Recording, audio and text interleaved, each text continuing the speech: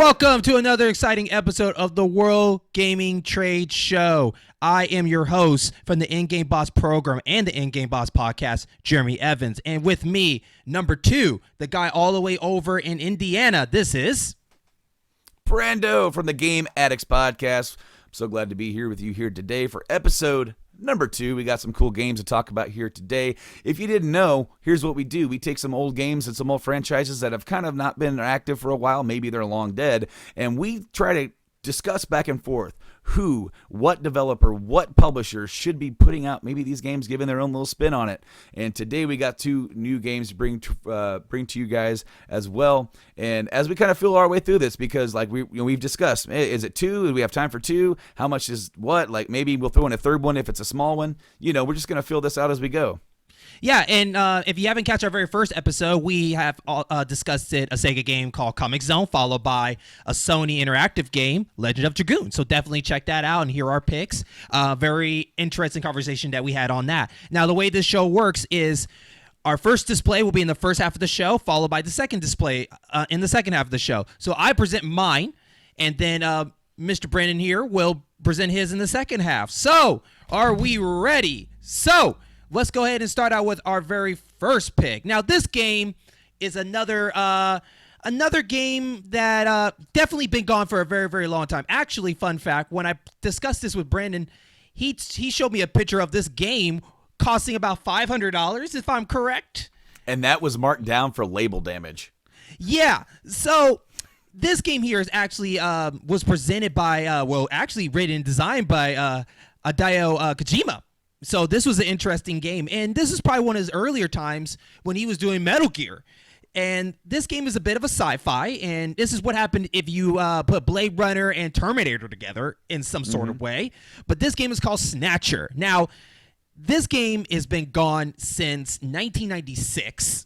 That was the last entry that it had it in, if I'm correct here. But you're looking at on the PC in 1988, followed by PC Engine in 92, Sega CD got it in 94, and then Saturn and PS got it in 96.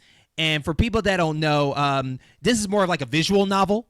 I would say it's a click adventure, but that's only with the like kind of shooter gallery, which on the Sega CD one, you were actually presented with a gun you can use to shoot at the enemies on certain parts of the game. But also, too, you can play with like a controller, or if you have it on PC, you can just move with the arrows and stuff like that.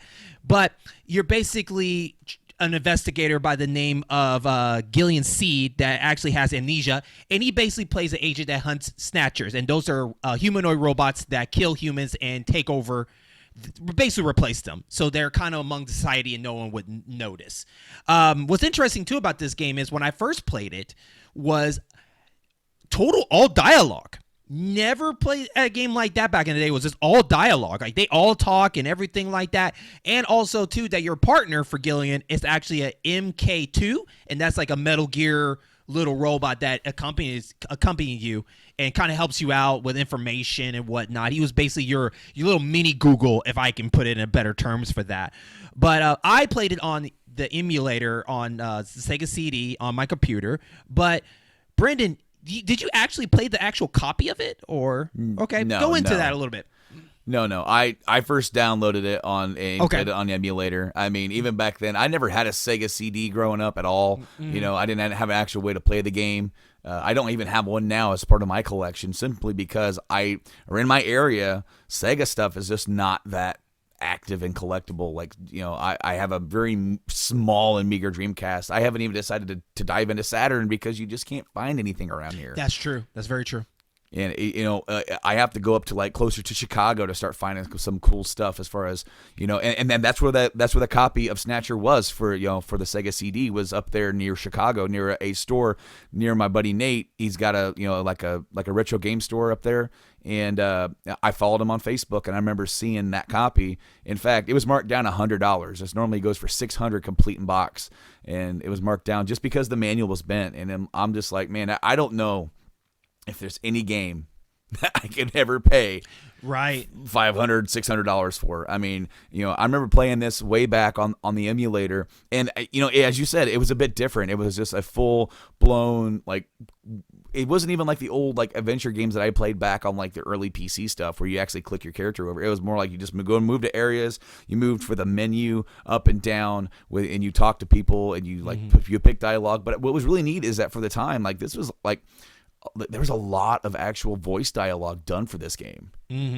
Yeah, what also stand out to me was like I don't play a lot of visual novels.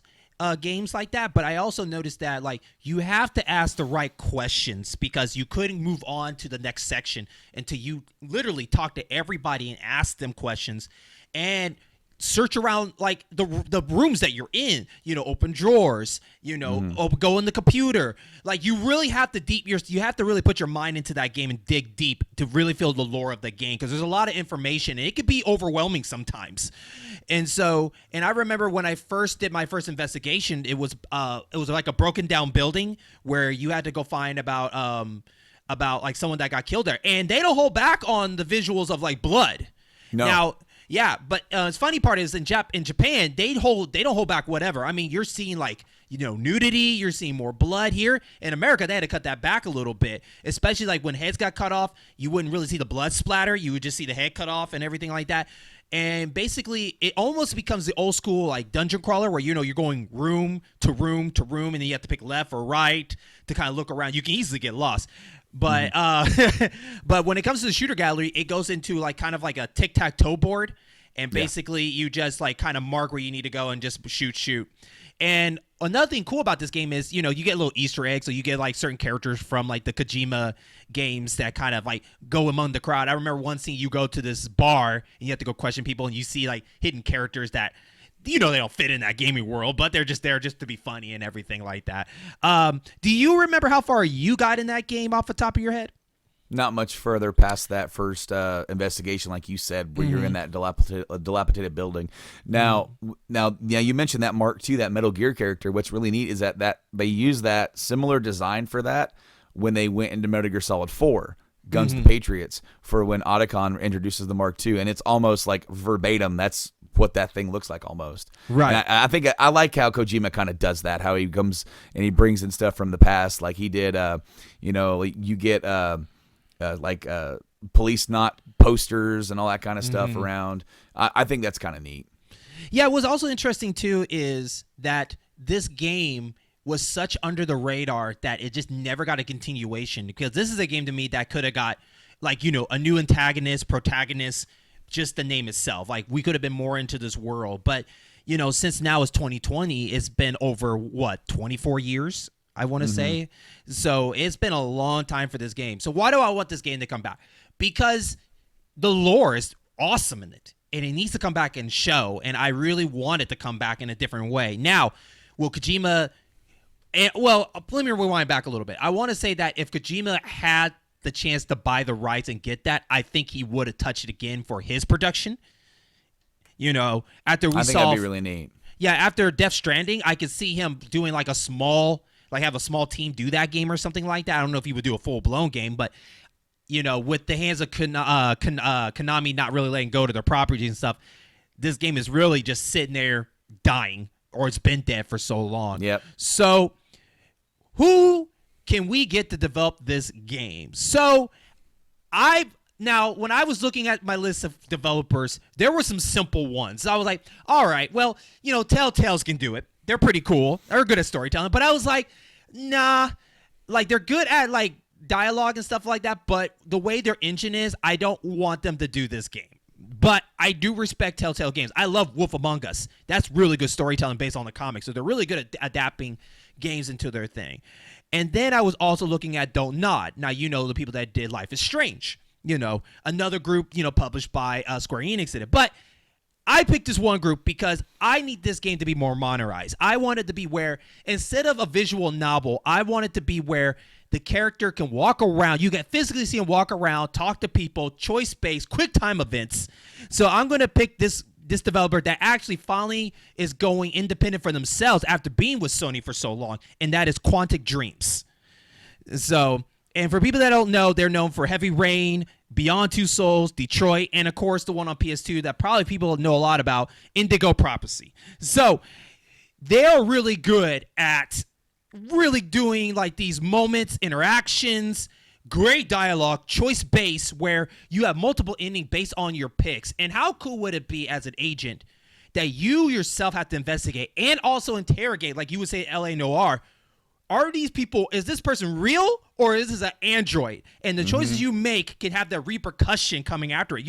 If you didn't know if he was a robot or not, you let him go and you end up being a robot, he kills more people. I want that responsibility. I want that mistake. But if I can figure him out, that's even better. And then that can just go right down the rabbit hole of figuring out who's the puppet king around or the puppet master of all of this and everything, and bring us in more of this lore of this world. And instead of like maybe an MK, maybe you can have another android that's a robot that can help you with information, or maybe you can have like a floating little robot like you see like Booster Gold, little ski or something. I don't know, but I would love that way to do it because that would be more monorized and it wouldn't be more of a click point adventure. So what's your take on that? Okay, so it's kind of funny that we both started in the exact same spot. Okay. Telltale. Okay, That's the first place I looked because I really enjoyed The Walking Dead. I loved Wolf Among Us. I also loved the Game of Thrones. I love the Batman. Everything I played from Telltale is actually pretty good, even despite their engine working against them. Yes.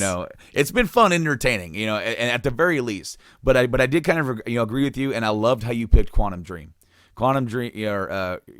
Because I loved everything that they put out too. I remember playing Indigo Prophecy, Heavy Rain, Beyond Two. I actually really, really got emotional during Beyond Two Souls. I love the game. I know there's some people didn't like that one that much, but I thought it was great.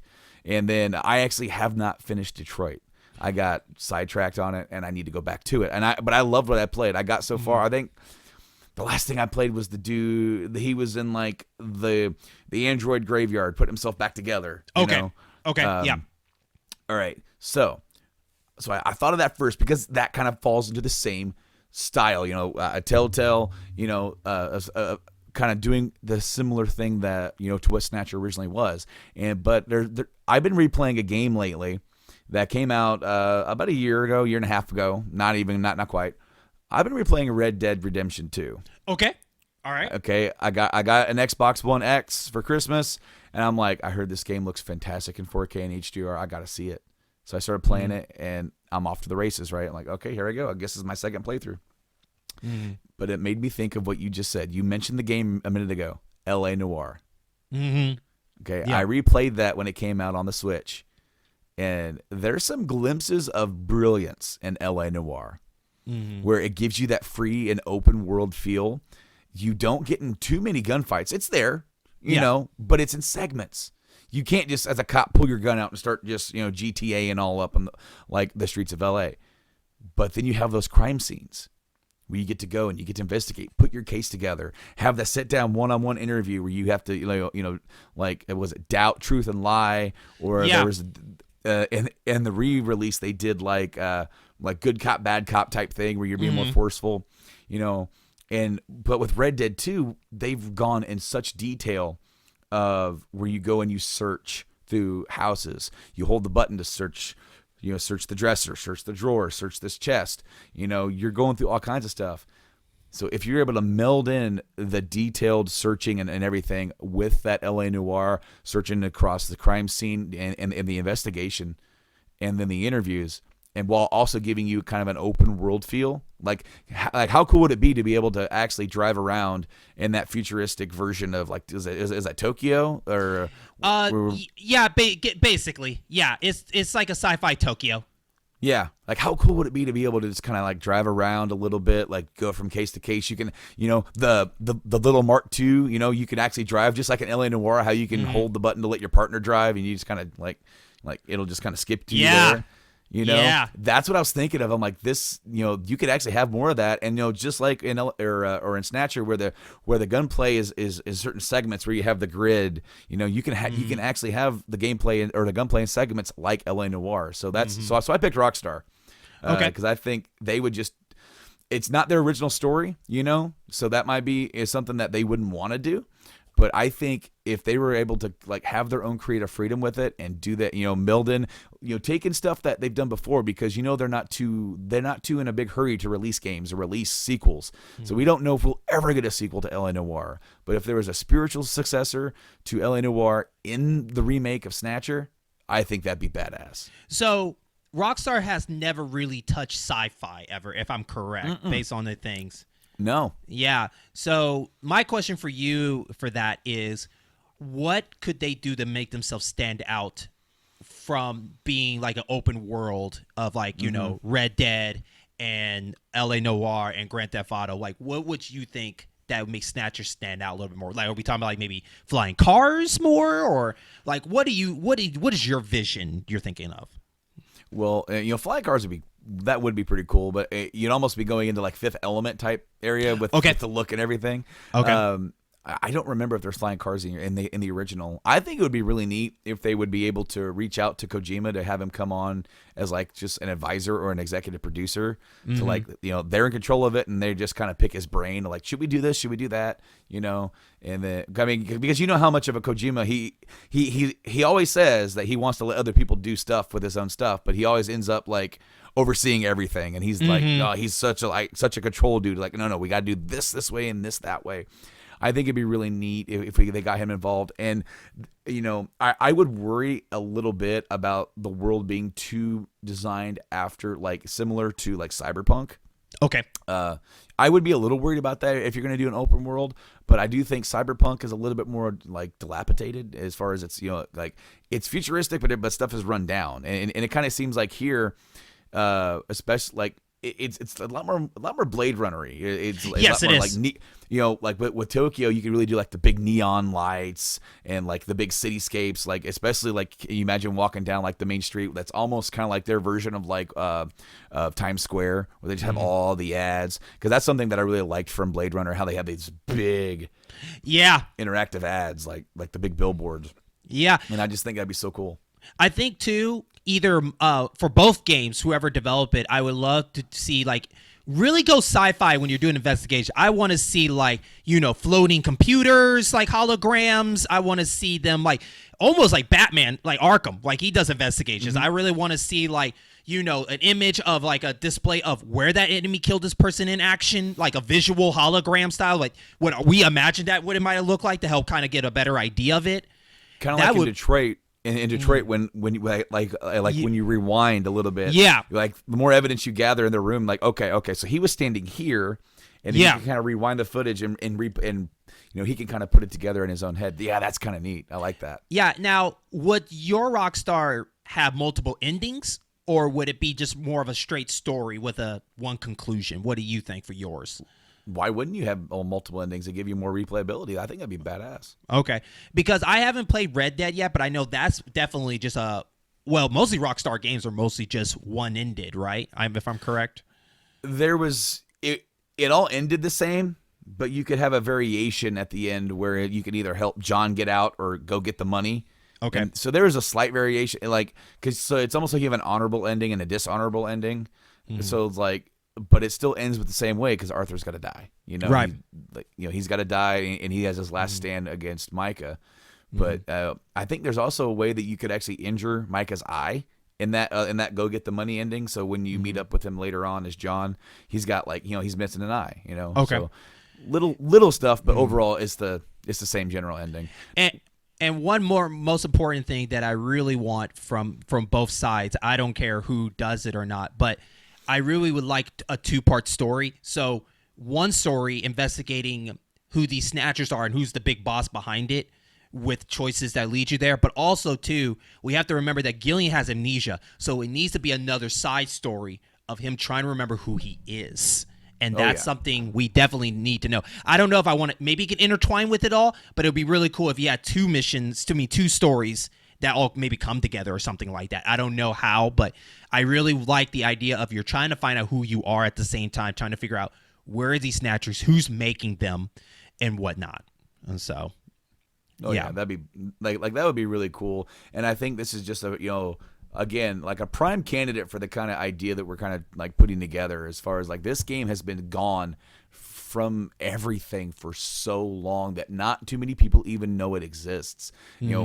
I was talking about it at work because I was kind of like, hey, did you ever hear about this game? And they're looking at me like, no. I'm like, it's a Kojima game. He goes, the Metal Gear guy? Yeah. I'm like, he did other games besides Metal Gear, surprisingly enough, but he did, and this is one of the ones he did one or two before he touched Metal Gear Solid.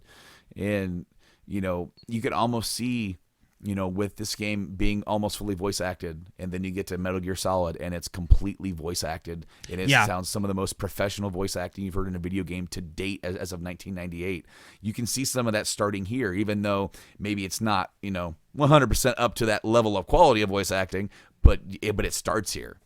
Yeah, and definitely you can even bring it out now and it can actually just feel like a brand new game. It's like this game could never exist. It could be like a reboot, but basically a brand new game. It could be almost by another name, but it's still Snatcher.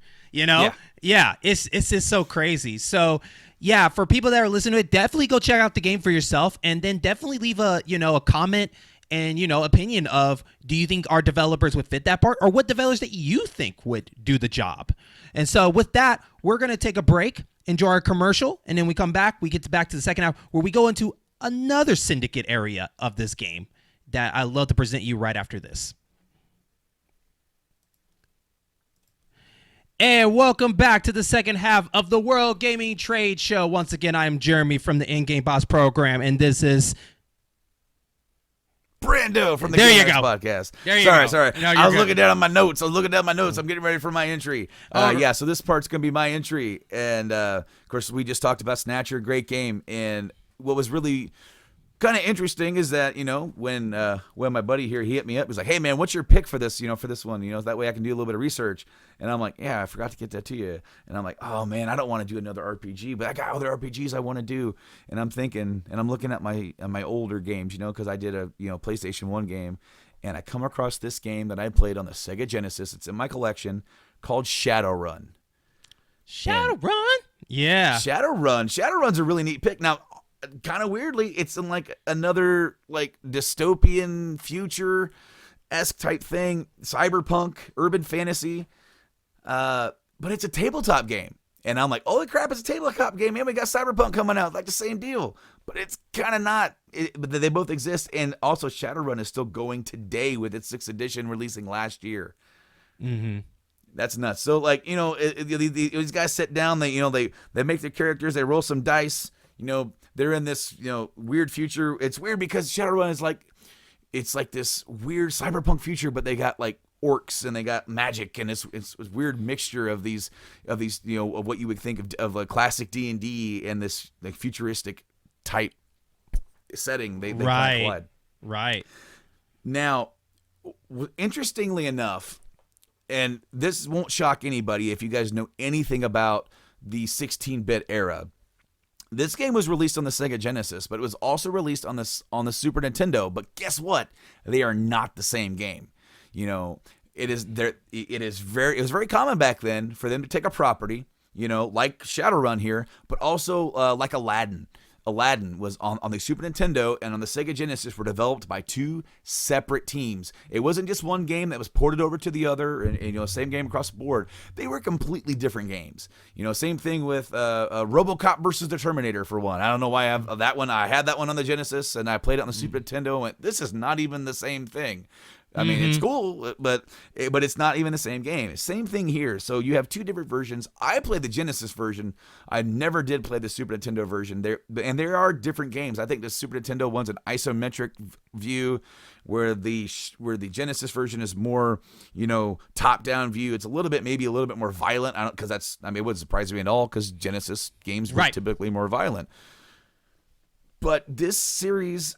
There was that game. There was a few other ones throughout the years. There was a visual novel developed for the Sega CD. I think it was only in Japan. Perhaps. I don't know if it ever came out here. No, it was only Japan. It was a visual novel. You're right. Yeah.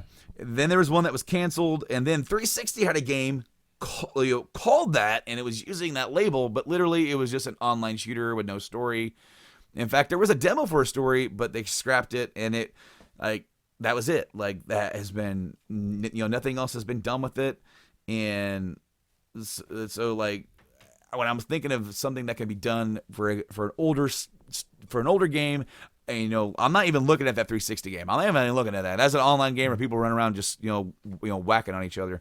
But I'm thinking about that game for the Sega Genesis, and people run around like them splicing into computers where it's called The Matrix. It's Yeah. And it's almost the way that it was just done, and the Genesis version, or kind of reminds me of Tron in a way, where you're like in this like all digital world, and you're running and you're doing stuff. It also reminds you of that Sega Lost Rare game that's slowly coming back up, but it's now like for VR. REZ. Yeah, a little bit. But man, I remember playing that game. I remember being so confused. It is a pretty massive game as far as like being ahead of its time in a way, because it was like an RPG for the Sega Genesis. And I'm thinking like, man, what now? In terms of now, what company or what developer could do something with this? Because this is a whole big world. This is like, it has its own background. It has its own, it's at tabletop. You have a lot of things to draw from as far as doing stuff in this world. And I got somebody in mind. Okay, who'd you got? Obsidian. Oh, all right. Obsidian.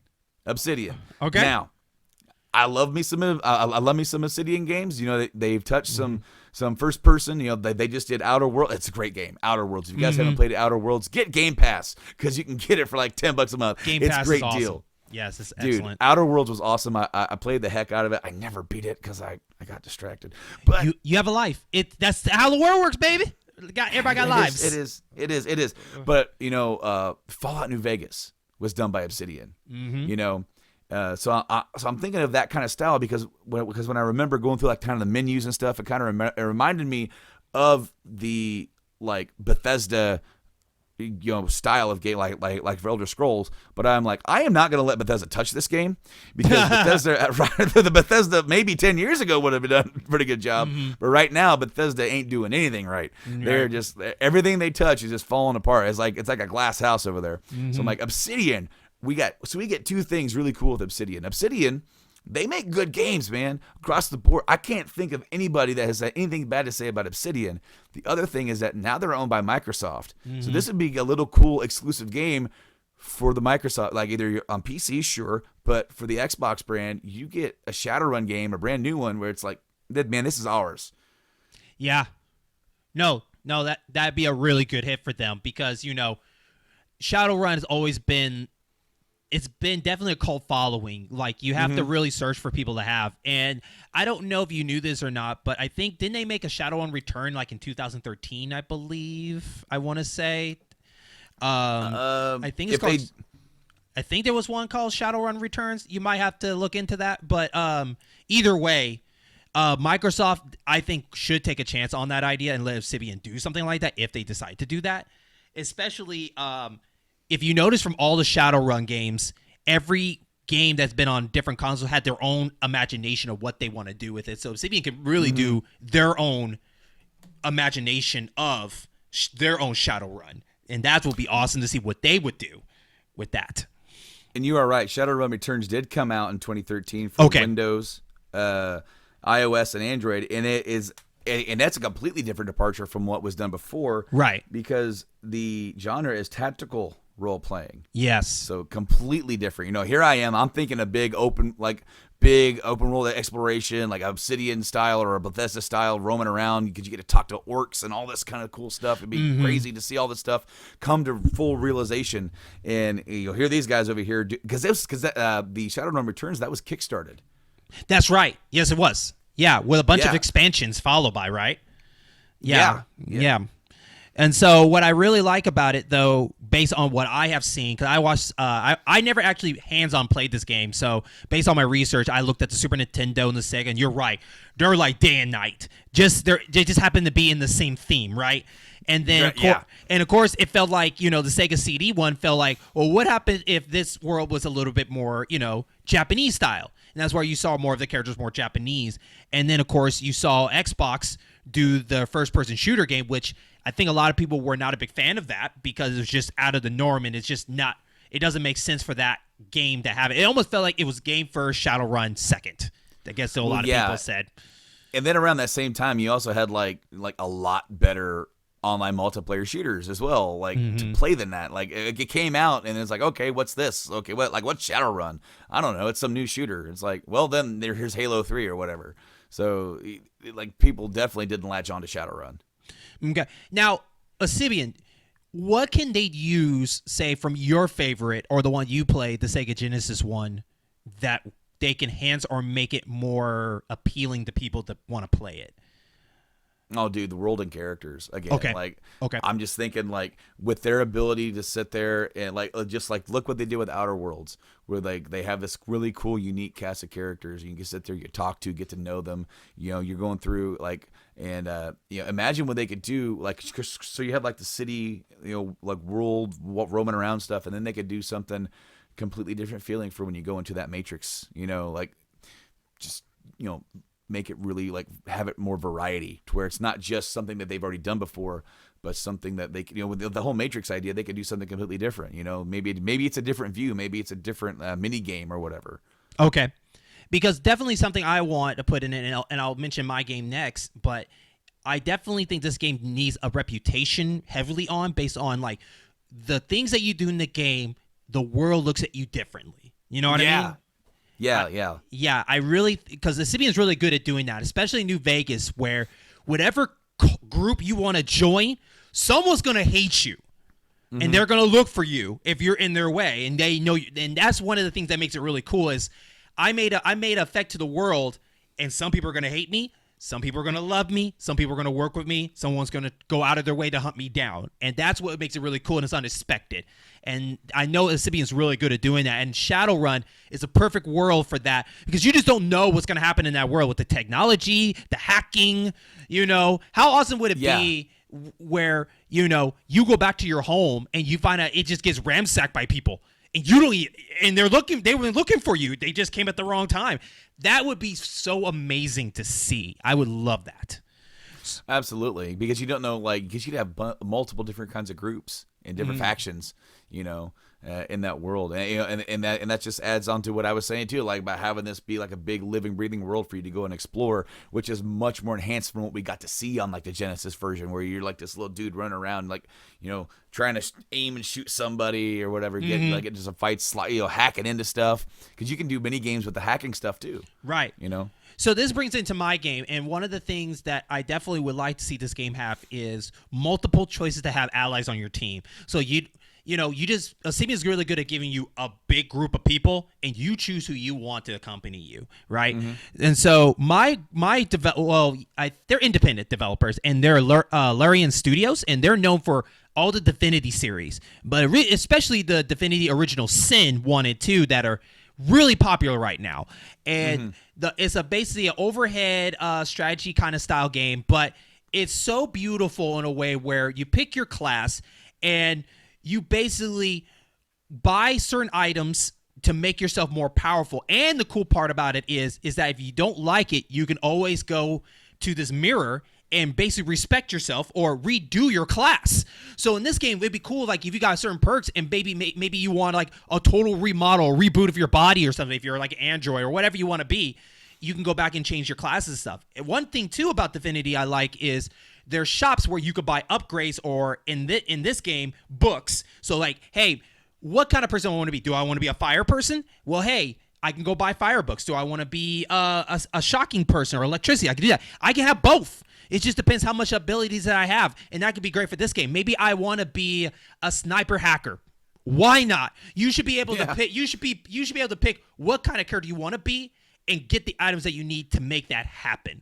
And I think that would be so cool for this game to have for Shadowrun because it's so deep down the rabbit hole that you should have any option how to go with that situation. And if it doesn't work out for you, you can go back and maybe go reboot some stuff, change some stuff around to help you in that situation. Another thing, too, about Divinity is each time you level up, you change stuff from your perks to even your talent for this game to be probably skills, where there are certain perks for what you do in the game, saying like you get stronger every time you kill somebody, or if there's a large group in front of you, you can hack them, maybe turn one person against the other side. There's so many variations, and Divinity does a really good job of bringing more of a deep battle system to the game, and I really love that so much. It's so much that Divinity 2 allows 4 people to play, if you can get 4 people to play that game in a Shadowrun, I think that would be freaking fantastic. And especially like you can do dialogue where you guys can agree. It could be a voting of should we trust this person? Should we not trust this person? Should we go in here? Should we not?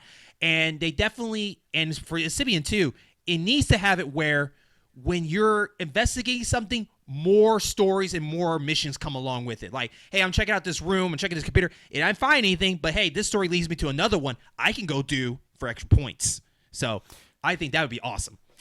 I do think it would be kind of cool too, because like you said, like the Divinity series, it's kind of the top down kind of view, which would be faithful to like the original Genesis version or whatever. Mm-hmm. But how cool would it be if you had that kind of view, and then when you went and hacked into the Matrix, you went into a first person view then. So like it changed the gameplay up, because now it's like now you're going through here, and now you're going through in first person, just like kind of you would be, or what you would think to like how you would experience doing that. You're experience it from the character's point of view. Mm-hmm. And another thing too, Divinity does is they really let you do anything. Like if you want to kill somebody, you can kill somebody. If you want to go rob somebody, go rob somebody. You can go rob houses as long as you're not being seen. All this stuff. Shadowrun should let you be able to do that kind of stuff. Like, hey, I should go if I can get away with it, I can sneak in someone's house, hack their stuff. If I get seen, then I have to deal with the situation. If I kill somebody in the street, then yeah, bring security after me. Like sometimes Divinity kind of forces you to like to kill to help gain information or to level up, because Divinity has it where there's no grinding. Whatever you do in that moment is the experience that you get, and it's basically permadeath for these people. I don't know if Shadowrun wants to do that, but it'd be cool that the stuff that you do in that game stays what it is. So if you kill that guy in that room and you go back later, that person's still dead in that room, or there might be tape around it that the cops did come by at one point. You know, see something like makes you want to go back and just, hey, let me go back for a minute and see what's going on here, knowing that, oh, snap, something's changed in this situation. And that keeps the world moving. Now, I haven't had a chance to play Outer World, but I'm pretty sure Outer World does that, where, like, you know, once you do one action, if you go back to that action, something happens.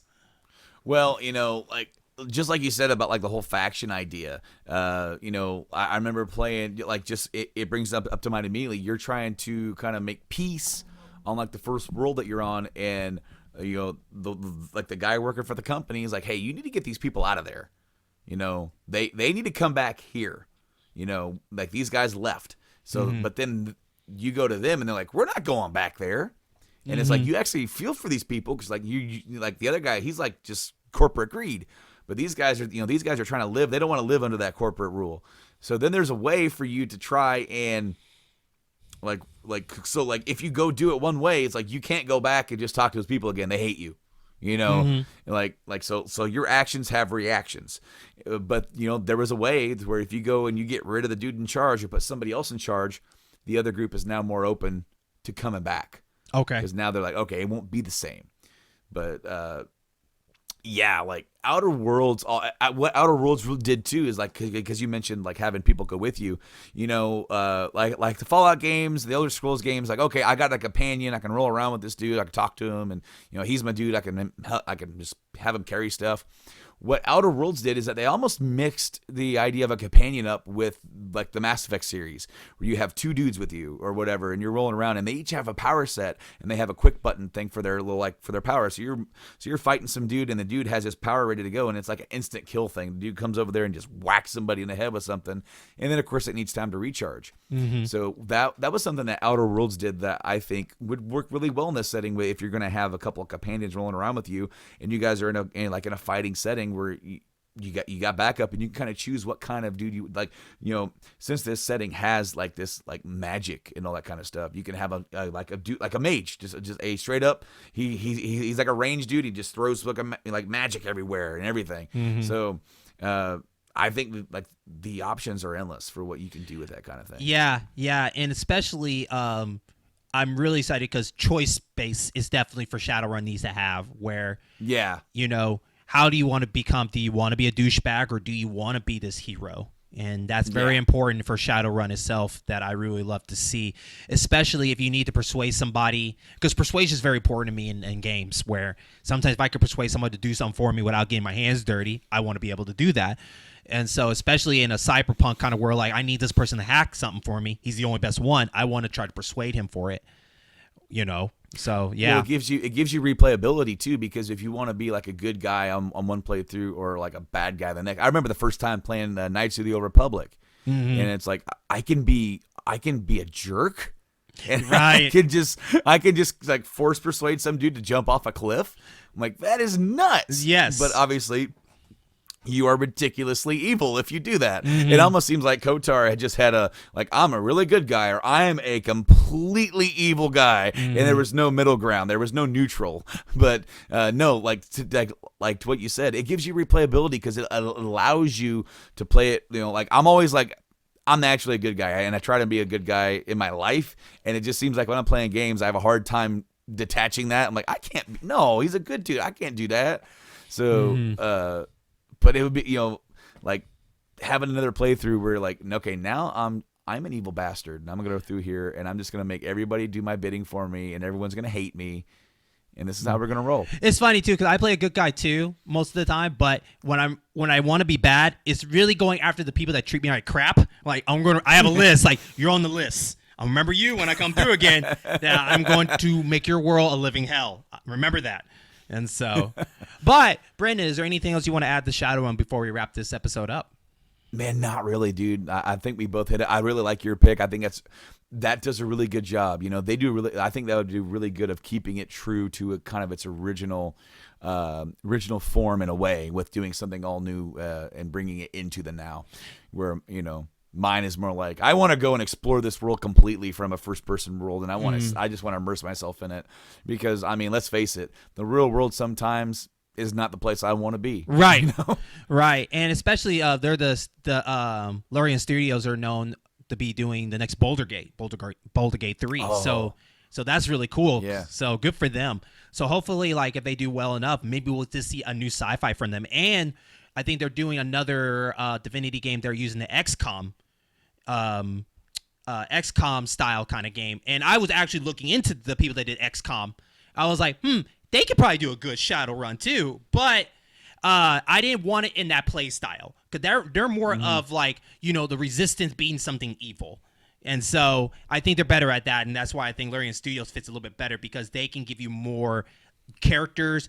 I think you should be able to like pick up a select character for story, or you just make up your own character and make up your own choices. But I just think I always been more of a sci-fi than fantasy, just because the fact in these games, it's just cool of how you use technology to get answers, like implants, all this stuff. Like, do you want to be like this giant robot humanoid, or do you want to be a human with badass weapons? I always just love just the more sci-fi than fantasy kind of thing.